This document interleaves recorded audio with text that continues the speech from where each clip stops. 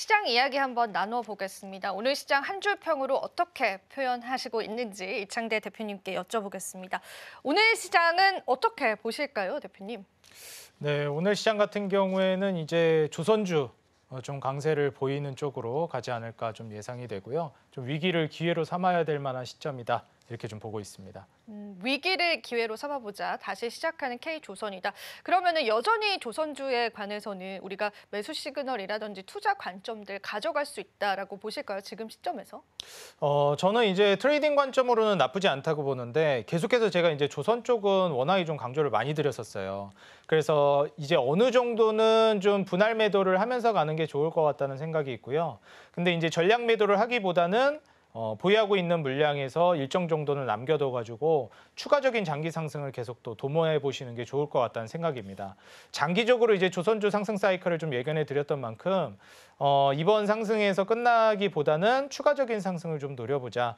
그렇지만 이제 신규 진입을 강력하게 베팅하기에는 시기가 많이 늦었다라고 보기 때문에 저는 보유하고 있는 분들이 너무 일찍 매도하기보다는 욕심을 더 내보는 게 좋겠다라는 관점이지 신규 진입은 좀 쉽지 않을 것 같다. 다른 종목을 저는 오히려 베팅을 강하게 노려보시는 게 좋을 것 같다. 조언 드리고 싶습니다. 네, 사실 요즘에 또 투자자분들 입장에서는 신규로 또 진입할 만한 그런 기업이 없다라는 호소도 있더라고요. 그만큼 워낙 모멘텀들이 돌고 또 시장에 이미 부각을 받았던 모멘텀들이 다시금 살아나는 경우가 있다 보니까 아무래도 매매 관점에서는 난이도가 있는 시장인 건 맞는 것 같습니다. 그래서 대표님의 조언 같이 한번 들어봤고요. 그래서 저희가 오늘 또 5이슈를 좀 집중을 해봐야 될 것 같습니다. 관련해서 대표님께서 오늘 5이슈를 선정을 해오셨는데 오늘 시장에서는 어떤 이슈에 집중을 하고 그와 관련한 관련주들 어떤 종목 들여다봐야 할지 지금 한번 이야기를 나눠보겠습니다. 대표님, 오늘의 5이슈 소개해 주시죠. 네, 오늘의 5이슈는 이제 조선 이슈를 준비해 왔습니다.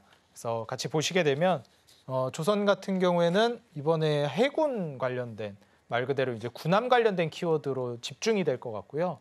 그 관련된 종목들과 섹터에 집중해 보시는 게 어떨까 조언 드리고 싶습니다. 근데 앞서서는 또 조선주가 이제 네. 신규 진입은 조금 어려운 부분이 있다라고 하셨는데 이쪽 분야는 또 다르게 봐도 괜찮을까요? 네, 아무래도 이제 조선이라는 게 전체적인 카테고리 틀로 봤을 때는 저는 좀 매도를 서서히 하고 다만 보유하고 있는 사람들이 잔량으로 더 욕심을 내는 단계로 가는 게 좋다라고 보는데요. 지금 그 안에서도 신규 진입을 고려해 볼 만한 조선주가 또 있다라고 봅니다. 그리고 특히 이제 하나그룹 같은 경우에는 하나에어로스페이스나 하나오션이 최근에 또 강세를 보여주고 있잖아요. 이렇듯이 이제 방산 카테고리에 엮인 조선주들은 또 추가적인 상승을 보여줄 가능성이 있다라고 보고 있어요. 제가 오늘 또 뭐 종목도 준비해오고 그랬는데 오늘 준비해온 종목 같은 경우에도 물론 조선주이긴 하지만 전통적인 조선주라기보다는 살짝 좀 옆으로 사이드로 벗어나서 수혜를 받는 종목이거든요. 그래서 이런 쪽이라면 신규 진입도 나쁘지 않을 것 같다. 조언을 드립니다. 좋습니다. 조선주 전체 카테고리 내에서는 우리가 보수적일 수 있지만 오늘 또 시장에서 다시금 부상을 하고 있는 MRO 관련해서는 여전히 우리가 기회를 찾아볼 만한 것 같습니다. 그래서 그 관점으로 이야기를 나눠볼 텐데요.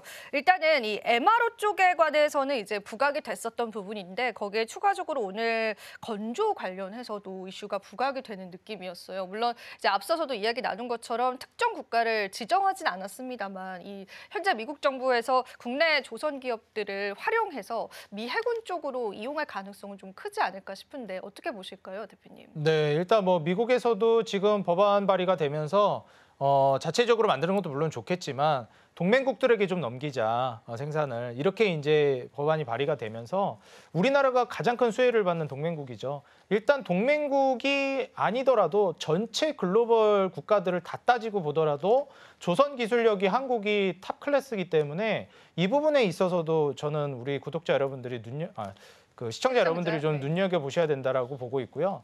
지금 현 시점에서 제가 봤을 때는 이 조선 군함 카테고리를 전체적으로 보면은 이 2019년부터 시작된 이 시장 장악이 지금은 정점에 좀 이루어지고 있는 단계라고 보고 있습니다.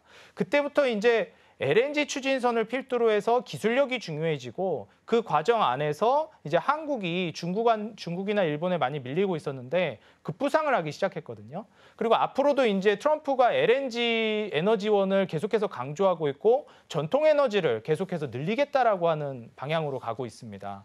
그 과정 안에서 국제회사기구 IMO의 이제 환경 규제 같은 경우에는 또 미국도 벗어나기가 어려워요. 왜냐하면 전 세계에 통용되는 환경 규제이기 때문에 이걸 이제 감안했을 때 LNG 그리고 군함 이런 키워드로 한국은 계속 패권을 장악해 나갈 것이고 결국에는 이제 중국을 견제하기 위한 카드로서 한국의 이 군함이라든지 MRO 그다음에 이제 방산 이슈를 타면서 움직임이 나올 수 있습니다. 그렇기 때문에 이제 한화그룹주가 훨씬 더 많이 올라가고 있는 것이고요. 오늘 제가 이제 준비해드린 기업 같은 경우에도 이 전통적인 조선 업종들보다 마진율이 굉장히 좀 높습니다. 그리고 전통적인 조선주들이 많이 좀 올라갔는데 상대적으로 많이 못 올라간 종목이라서 후발주자로서 지금도 저는 공략을 좀 해봄직하다라고 조언을 드립니다.